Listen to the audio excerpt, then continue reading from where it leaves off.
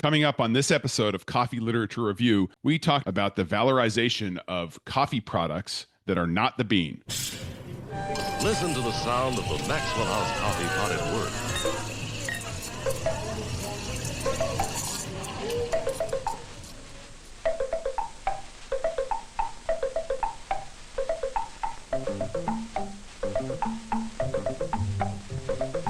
We're back for episode 2 of this season. Doran is here with me today, as is Willie. Today we're talking to Professor Dirk Lachenmeier. He is a state-certified food chemist, a toxicologist, the head of the Department of Plant-Based Foods, and the co-head of the Nuclear Magnetic Resonance Laboratory at the Chemical and Veterinary Investigation Agency at Karlsruhe, Germany. That's a lot. There are some pretty strict rules in the European Union about what people can and cannot sell as food. So in order to achieve those approvals, you need people like Dirk to sign off on these things and say it's got, this product that we've roasted doesn't have that much acrylamide in it, therefore it's going to be safe for you to consume. It won't cause cancer. We're recording bright and early here. It's 8 a.m. in Eugene. It is 5 p.m. in Karlsruhe. Thank you very much for making some time in your evening for us. Yes, no problem. Pleasure. Doran and I have spent the last couple of days getting familiarized with all your papers. Admittedly, we picked probably the most macroscopic review of all the high fidelity work you've done. But don't take that the wrong way. It's in Europe, we don't cover enough material that's Europe specific. We're more on the chemistry side. And obviously, you're working in Europe, but also the paper is about valorization of byproducts in Europe. So I think that's a good starting point for us. I have it right that you are a straight up food chemist. You trained in food chemistry. You were at Bonn for a while. Yeah, exactly. So basically, the training is like general chemistry in the first 2 years, and then you have a specialization in food chemistry and then you also do a state examination to work at governmental institutes. This is perhaps a specialty for Germany, so that we have state-approved food chemists who then can do those official control purposes. So how much of that training is the science and how much of that training is learning all of these regulations? Basically, most of it is actually science. So for regulations, you have per semester, you have perhaps 1 or 2 hours only, so per week. Is it right that the regulation side of things in Europe is more strict than it is here in the United States? Yeah, you probably can say so, especially regarding such things as novel foods, what we talk about. I believe in the United States, you do not need an approval, but the industry basically is responsible if that the product is safe or are reliable if anything happens. And in Europe, you have the other way around. So you have a pre-market approval procedure. So you are not allowed to put novel foods on the market before you have an approval by the European Commission. And this is true for most of coffee byproducts, which are treated as novel food. So in Europe, everything is novel food that was not on the market before 1997, which is a cut-off date just by the implementation of the regulation. Let's go to novel and food for a second. What does novel mean here? Novel means basically all food that has not been consumed by the European population before this cut-off date in 1997. So this even might belong to traditional foods in other countries, but that were not consumed in the European Union. Oh, I see. And this is the problem with the coffee byproducts. For example, in coffee-producing countries, they have always, to a certain degree, used cascara, for example, but not in Europe. So there was no evidence that this was ever used in Europe as a food product. And so cascara needed an approval, which was granted actually in, I think it was in 2022 so only recently. And the same happens for the coffee leaf as a tea. This was granted permission 2 years before that in 2020. I'm trying to understand the bounds of what is considered novel, because in the paper that we're going to talk about here in just a minute, that you made a comment that if you, for example, use coffee leaf extract, that is considered novel and is now approved. But if you took coffee leaf extract and mixed it with lemonade, that would not be approved. Is it right then that a combination of ingredients that are approved can be combined to create a not approved product? Yes, that's true. The problem is that the products were approved as traditional products I and not see. as full novel foods. And so the approval only is for the traditional use.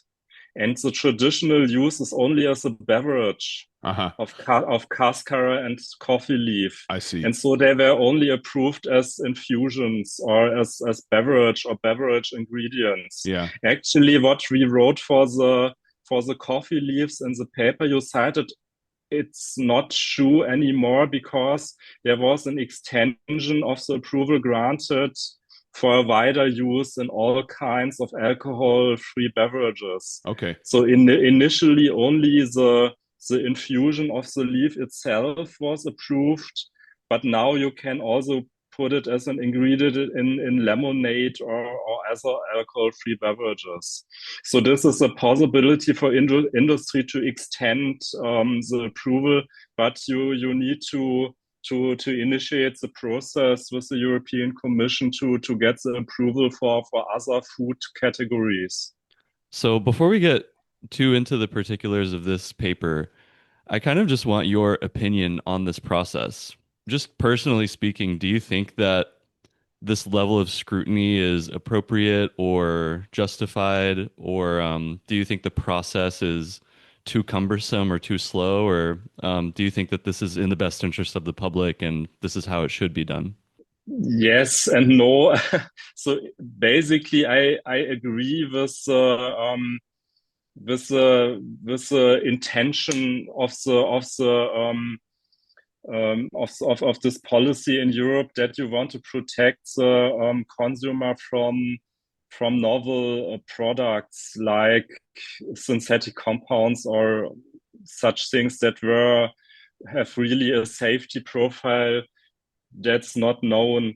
For natural products like coffee and coffee byproducts, probably the process is too over bureaucratic.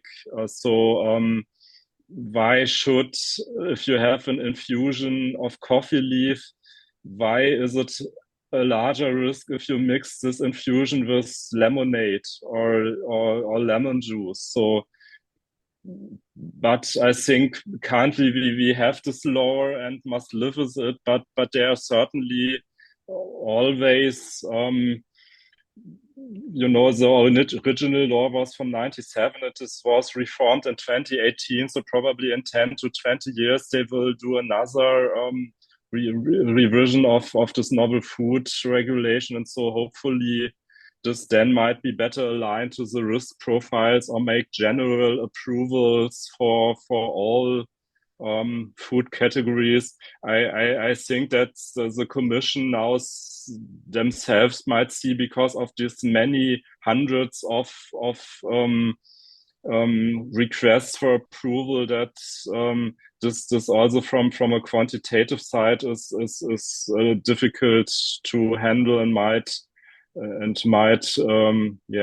there might be probably better way to do this. Also there's a tendency now to deep bureaucratize the law, so this might be a way to go forward. Who's applying for these approvals? And if you get it approved, do you get like an exclusive license to be the only person who operates in that space? You might do this for a certain time period. I think 5 years. You can make an approval with data protection, so that you are the only one to bring this product on the market for a certain period, or you can sell licenses to other ones. But you can also decide to not do it, so that this might be generally approved for all food companies. I see. So a trade organization or something that cares, like for example, a Yeah. coffee importer might say, "Hey, we want to approve Cascara because it's another value or revenue stream Yeah. for us." So let's I think this was actually tried for Cascara, but then Nestle and Lavazza, I think you can call the names because this is all publicly available.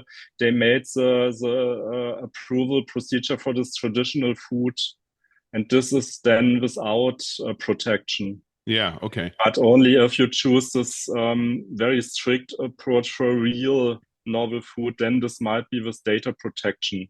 I remember back when I was living in England in 2000 and I guess 13, there was a period where Cascara was available on the shelves, and then it was removed from the shelves because I think because Yes. it did not meet it didn't have approval. Is that right? Yes. The problem is that the company itself is responsible for checking if a product is novel or not, or if it needs an approval or not. So there is no authority control. And so if you are naive, at best, you can just put it on the market. This is what currently is happening with all these cannabidiol products, which are widely available all over Europe, I think, without the novel food approval that would be required. Yeah. Yeah, so this is in effect acting like the FDA here in the United States, but a little bit different in the sense that the US is allowing you to first put it on the shelves and then remove it if it's proven to be bad, whereas Europe is saying we're going to first make you prove it to be not bad and then you can put it on your shelf. Yes, Uh, exactly. Yes. Seemingly not a bad way to do things. I guess it does slow down innovation, but it also protects people. So that's sort of the trade-off, I suppose. So can you kind of give us an outline of what this application and approval process looks like and about how long it takes? Yes, this might take quite long if you look at some products. For example, cannabis products like Biol, I think they are in approval since 2018 and have not yet achieved novel food approval. But for the coffee byproducts, it was quicker because there are basically two different lines of novel food approvals. So you have completely novel foods. This might also cover like synthetic compounds that were never consumed by humans. And then you have a second approach for traditional foods from third countries.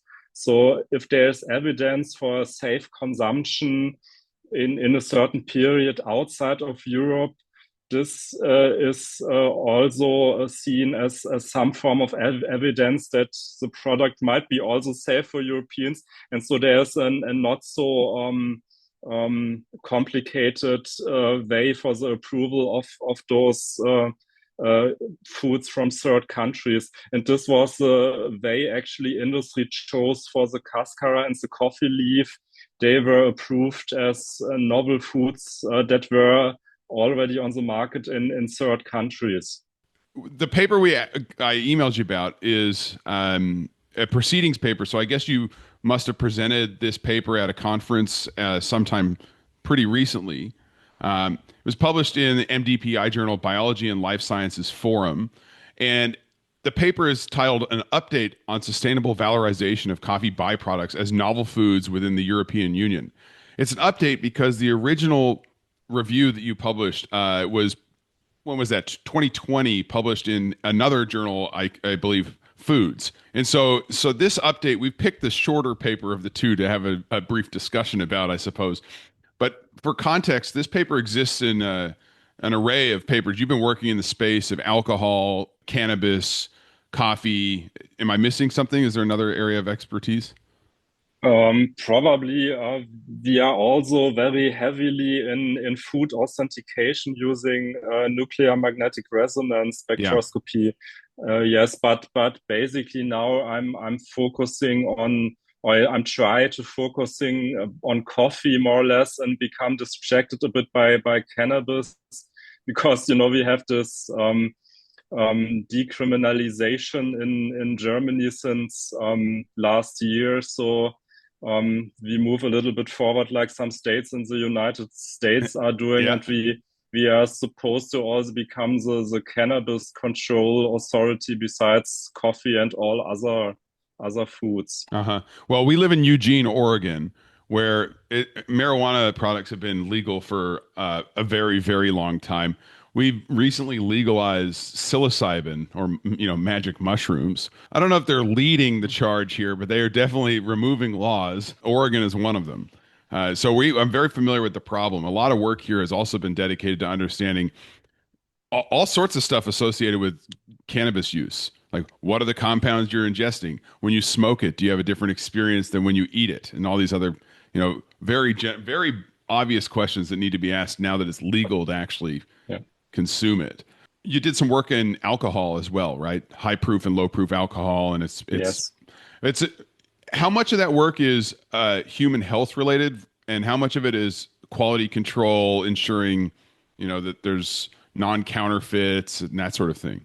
Basically, from what I'm doing, so I started working in 2003 at our institute, and first worked in the alcohol laboratory. And since 2013, I moved to the plant-based foods laboratory as director of this department. And so my first 10 years there were more focused on alcohol, and I would say more on the quality issues than on health issues. But we also have always have health in mind, because the major focus on of our institute is, of course, health protection of the consumer, as well of protection from deception and fraud, etc. So Yeah, sure. for coffee, it's the same. We do those authenticity controls. Like, is the labeling of 100% Arabica, is this actually correct, or are there other species mixed in? But also health issues like acrylamide residues, or pesticides, mycotoxins, and so on. So, when is the last time you were in the United States? That must have been about 2010. It's a long time ago, I would say. So, when you were walking around, checking out grocery stores and stuff, were you shocked at what we sell here and what we put in our bodies and what we eat? Probably not. Not shocked because Perhaps I'm difficult to shock. And I actually was, at that time, I was in Washington D.C., in the very so there was no large supermarket there, or yeah. not even a McDonald's. Perhaps Starbucks was more or less what I saw there. Yeah. Yeah, because I wonder if you're used to all of these consumer protections and you walk around a Walmart and you see like waffle flavored ice cream and like 17 Yeah. different type of cheese balls. You're Yeah. like, this can't be okay. But nowadays see this here as well. So we always lag behind, but the trends from the States, they typically arrive here as well. Well, some stuff we make is pretty good. I mean, like, some of these overly Nerds clusters. nerds. Yeah. All right. So let's go through the coffee byproducts here just for a sec. So the idea here of valorization is obviously trying to bring value to something that is otherwise wasted. And the coffee seed that we actually drink is obviously not wasted. That's why we cultivate the crop.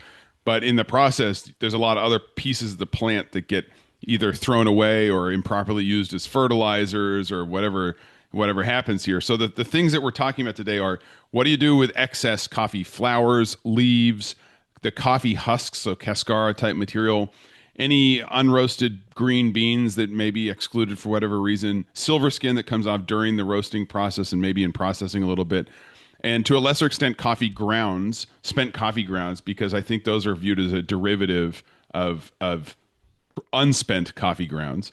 And then, of course, also stems, twigs, and bits of wood that come off of the plants. So that's sort of like the type of excess material, the type of materials that currently add zero value in the coffee industry, and maybe there is a way that we could start monetizing them. Is that right?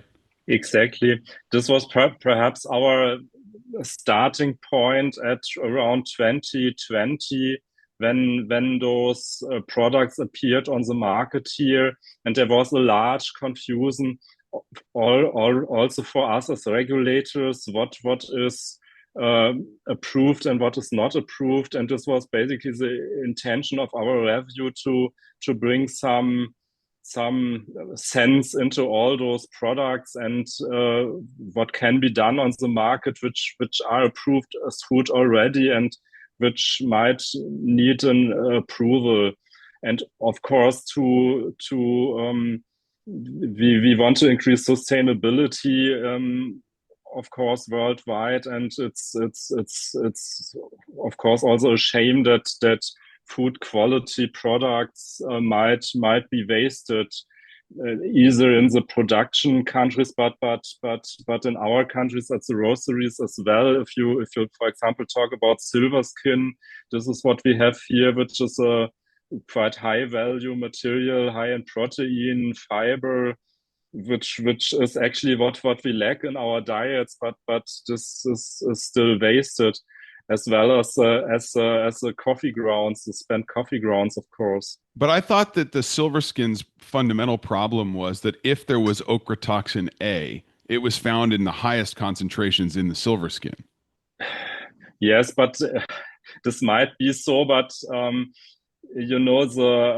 the seeds are so good controlled for ochratoxins, so Yeah. that the levels are quite low. So I see. There were surveys of the silver skin for mycotoxins and also for acrylamide, and those heat produce contaminants, but normally the levels are quite low or below the limits, and then you don't consume it pure, but you mix it into something else. So I would say that the risk of the silver skin is not higher than of the coffee bean. Sure. Yeah. Well, I mean, it makes sense, of course. If the coffee bean has the problem and the silver skin has the problem, we got a problem anyway, right? So.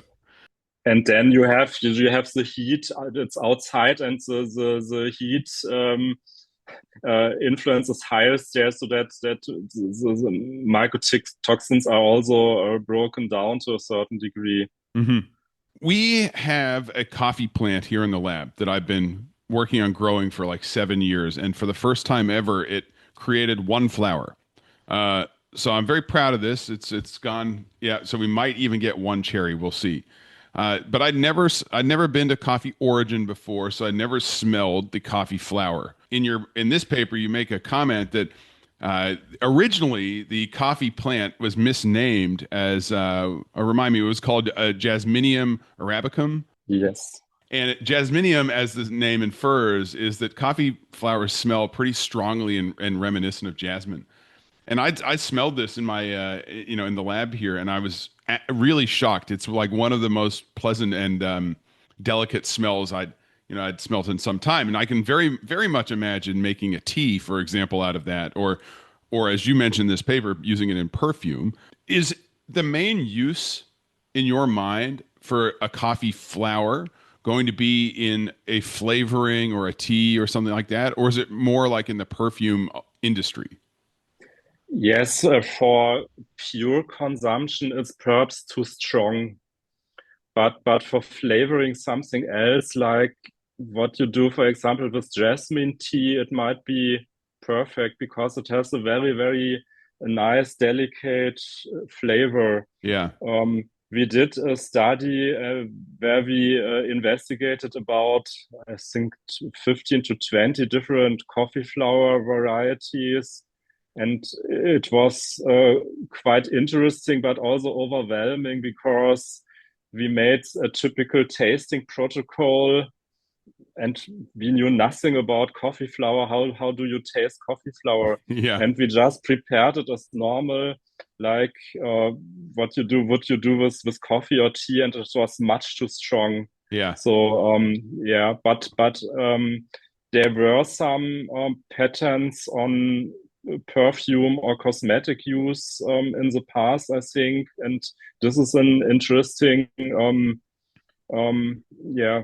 purpose, because it's a high value product probably, and but also for flavoring other foods to a certain degree, like what you would do with other food flavors. Well, 2 points on that is that the first thing is that to harvest a coffee flower, you need to make sure that it's pollinated first. So you have to like Yes. the time to harvest a flower is pretty narrow. It's like 24 hours. So it's like between pollination and when it starts to wilt. And so it is a bit of a delicate timing there to get that right. I thought my flower on my plant was going to last for a very long time. I managed to take one photo of it, and by the time I got home from work, it was basically I'd seen it had a whole life cycle complete. Uh, the second point is that natural products that are high intensity in a molecule that you like in the perfume industry are obviously very valuable. Lily of the Valley, for example, are precious, but you have to harvest so much material just to get a little bit. So if the coffee flower offers something that we think tastes or smells good and it's in relatively high concentration, there could be a lot of value there. Yes, of course, the people must know what they do so that they don't destroy their coffee harvest. But this appears possible. There are some commercial coffee flowers from, I think, from Liberica, from Malaysia available, which are very, very interesting. Or even perhaps I think since we wrote this paper, the price for coffee flowers went um, quite up, but so that it might be even interesting to sell the flowers alone, Yeah, skip probably skip the skip the skip the coffee. bean. Yeah. So there are a couple of lines in this paper that reference our own experiments or in our own experience. So there's like a line in here about your experience of the coffee flower and your experience of using silver skin on bread. Can you talk a little bit about what you guys did to, you know, experiment with these different coffee plant byproducts and what you experienced? Yes, for the flower, we did a bachelor thesis or master thesis. We chemically investigated the composition because I must say, it does not have a novel food approval in Europe yet. So in Europe, you cannot sell it as a food currently. But we were still interested what is in there and what might be the risk profile. So we did that, but did not found anything unusual. It has like other coffee parts, like the typical compounds. It also has a little bit caffeine and chlorogenic acids and so on. But then we also did this sensory investigation to, because we were also interested in this thesis work. Might this be at all usable for the consumer, or does it taste so awful that you would never use it as a food? So this basically were our main questions. Has it a risk profile, and is it at all usable as a food? The next thing that jumped out at me in this paper was we can talk Cascara if you'd like. I think that people probably are quite familiar with Cascara at this point. You can buy it from many vendors now around the world, so it has a purpose. When I first taste Cascara, I immediately thought this would taste excellent in a Negroni because it would add this like delicate floral thing that would complement Campari and vermouth and all this whatever. And so then I was thinking, coffee and alcohol is something that there's entire competitions centered around the use of roasted coffee extracts and alcohol. And it got me thinking, well, Cascara plus alcohol tastes good. What about if we just went for straight fermented coffee components and then used it as a distillate? And so that is one of the sort of subheadings in this paper that you discuss, which is coffee cherry spirits. So that's taking the mucilage and skin of the coffee and then fermenting that using some sort of yeast to create ethanol plus other organic compounds, and then distilling it. Does this have novel food approval in the EU right now? No, also not.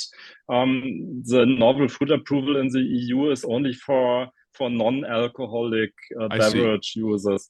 So, and the caveat actually with the fermentation is that the coffee cherry is very high in pectins, which free methanol Hmm. or methyl groups which are during fermentation form methanol. So the products that are distilled are relatively high in methanol. Yeah, so you have to cut, So you have to a lot of head before you get to the heart of the distillation. yeah, not necessarily in the methanol is not in the head fraction in the small distilleries Oh, typically. It's more like acetaldehyde and ethyl acetate in hmm. the heads fraction. Methanol is more or less in the last fractions, but it's difficult for small distilleries to Yeah. separate methanol. So So you need to make certain efforts during fermentation that it's not formed. So to perhaps use acid or heat to deactivate the enzymes that free or free the methyl groups from the pectins. yeah, so item one here for the listeners is if you happen to have a whole bunch of coffee fruit, do not turn it into alcohol and just drink it blindly, or you will go blind if you drink it blindly or whatever. Uh, what about it was just as you were saying that about making fermented products here. What about if you used not for food but designer enzymes and targeted other types of valorization, like making biofuel from it? Yes, you can, of course you can easily use the alcohol for technical uses. Sure. Then only the question remains: can this be done in an economically viable fashion? Because in the countries where you have the fermentable cherry, the pulp or whatever, can this be done there? Because you probably cannot transport it to Yeah. other countries where distilleries are. Yeah. So Combustible. Yeah. Combustible fuel yeah, or or whatever. because Yeah. yeah, and I think there are actually some people who are doing this for high specialty spirits. I think there are, if you Google it, you find even in the United States there are companies that import the pulp and make fermentation and distillation in the United States. I Yeah. think there are or were at least some products, but this is not what we would or what we desire for to increase like sustainability in the coffee value chain. There you would want to do it in the producing countries because the spirit then can be transported much better than as a stable product that can be transported without freezing or preservation Sure. things. As a spirit itself, I wanted to say, apart from the methanol issue, is quite nice from the sensory profile. Actually, it um, it reminds a little bit of plum spirit. Mm, that So is nice. this, yeah, so what people would actually want to drink. So it's interesting that coffee is it's a cherry, but it tastes like what normal cherries or plums or Mm, fruits that we have here a little bit. mm.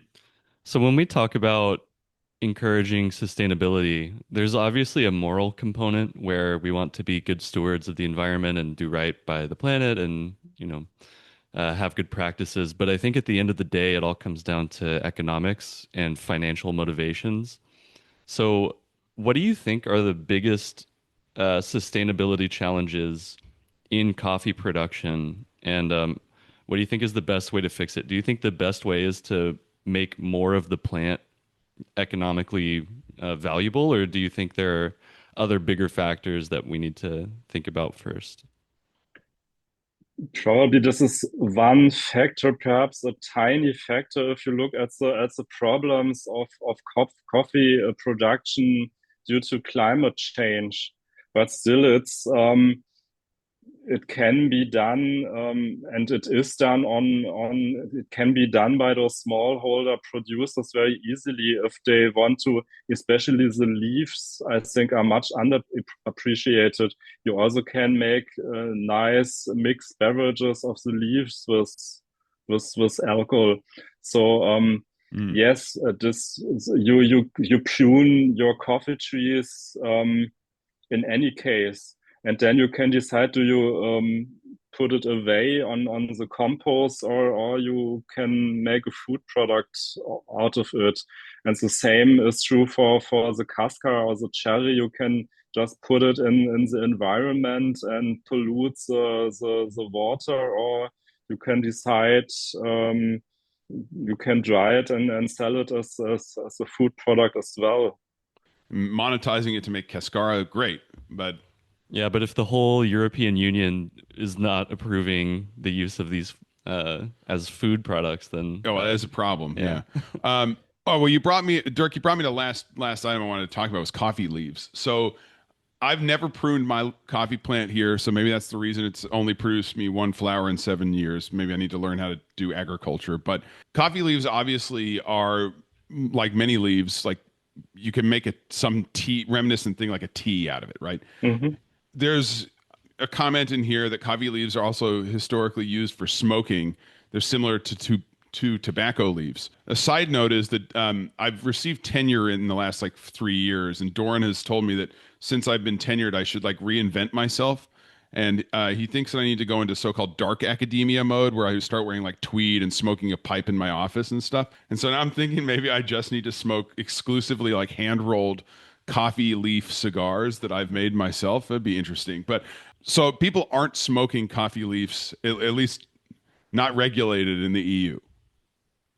No, probably it would be easier to sell it for smoking than for food, actually, because the novel the novel food regulation is only for foods, obviously, and for smoking, it is allowed to bring plant-based smoking products besides tobacco leaves into the market, at least if you pay the same amount of tax like for the normal tobacco. This is But going to replace the vape. I must say we never had the idea, or smoking whatever you smoke is not such a good idea for health. So I would Yeah, not endorse that. But the brew, the infusion of the tea, of the coffee leaves is for myself, it's probably from all those byproducts we talked about the most interesting one. If we make sure. tastings with consumers, most people like the coffee leaf tea as the most of all those byproducts. Probably it's also much easier for processing than the cascara. The cascara we see in the market is often not such a good quality, because you have the problem, you need to dry it quickly, and when you don't do it, it very quickly, because of the high sugar content, it yes, you have microbiology, microorganisms growing and so on, and nasty taste if it's fermenting uncontrolled. So this might be the reason that yeah, Sure. for cascara you need to do probably change your processes on the farm, and this might be the problem that you that if you are a large industry company and you want to make press cascara in your capsules, it's probably not currently possible because of the supply side, because not many farms are producing cascara in acceptable quality, I think. I'll note here that in the tea or the infusion of coffee leaves section, you note that the odor and taste is simply described as characteristic, which which I suspect that means it is unique and unlike other green teas and other teas, but Yes. probably delightful. You also note here you state the chlorogenic acid and caffeine at, typical content is, they're relatively low. Well, I guess caffeine's not that low, but chlorogenic acid is less than 100 milligrams per liter. Caffeine's less than 80 milligrams per liter. Um, did you include this because you're basically trying to make the point that there is caffeine in it and it's also got phenolic compounds that you can expect to be antioxidants the same way that other green teas behave? Yes, I think this is quoted from the regulation, and actually with caffeine, it's more or less the same like coffee. So you also should be aware that there are certain people that don't tolerate caffeine so good. So you must be aware of the caffeine content, Hmm. especially if you have carnifera coffee leaf tea, which is similar to the seed, is also higher in caffeine. So yeah, you need to be careful to not drink too much of the tea, similar to coffee. Yeah, I see. I see. So yeah, okay. Well, I'm gonna just to be clear here, I gotta dry the leaves first, and then I make an infusion that way. Yes. Okay. All right. I will do this. You I'm can try it. It's really a very nice product. You can also use the brown leaves, yeah. which are naturally dry on the tree, and try to make an infusion of that. But typically, if you obtain it commercially, it's probably prepared similar to other teas, Uh-huh. that it's probably rolled, or what they do for normal tea leaves, like with the CTC method, Sure. or ferment. You can do a fermentation as well. Yeah. Oh, okay. Interesting. What I'm Here's my plan. I'm gonna dry some leaves. I'm gonna make the infusion, and then once I taste it, I'll decide how I'm gonna mix that into an alcoholic drink. That's gonna be my exercise for the next week or so. You have to follow very specifically the recipe and the regulation in Is the yeah, application. you are not in the European Union. Otherwise, it would not be allowed here. Yeah. Okay. So yeah. Okay. You brought me to my last question I want to ask you today. So this is for companies trying to sell this stuff in the European Union. But I've been in Europe lots and lots of times, and I've definitely been in Germany. And I can tell you, people like doing a lot of like they're pretty experimental. They like doing things to their body over there. Unregulated, unendorsed things by the European Union. The citizens of Europe are doing to themselves. So I do wonder about this. It's like if all the people had agreed we like Cascara and the European regulatory body says we're not going to allow Cascara, the people are still going to find a way to have Cascara, right? Isn't there a fundamental problem with this? That's true, but we could probably talk another hour about drug Yeah, legalization and regulations, and maybe what is another the best podcast. what is the best regulatory approach to do this. I don't know if people would be willing um, to for cascara to go to an illegal market. Yeah, yeah, I go would down to know the if the risk would outweigh the benefit in that case, like in other things. But find a dealer on the corner. Got a guy for leaves. you can, over the internet, you can obtain anything. Yeah, look for the guy in the corner of Budapest Strasse. He's your Yeah, Cascara supplier, I suppose. Yeah. Anyway, Gotta use Bitcoin to buy like Bitcoin. unregulated coffee leaf tea. yeah. All right. Well, look, this has been a true delight. Thank you very much for taking a moment to talk with us about the regulatory aspects of, coffee byproducts. We're really grateful for having you here. Thank you so much. It was a pleasure.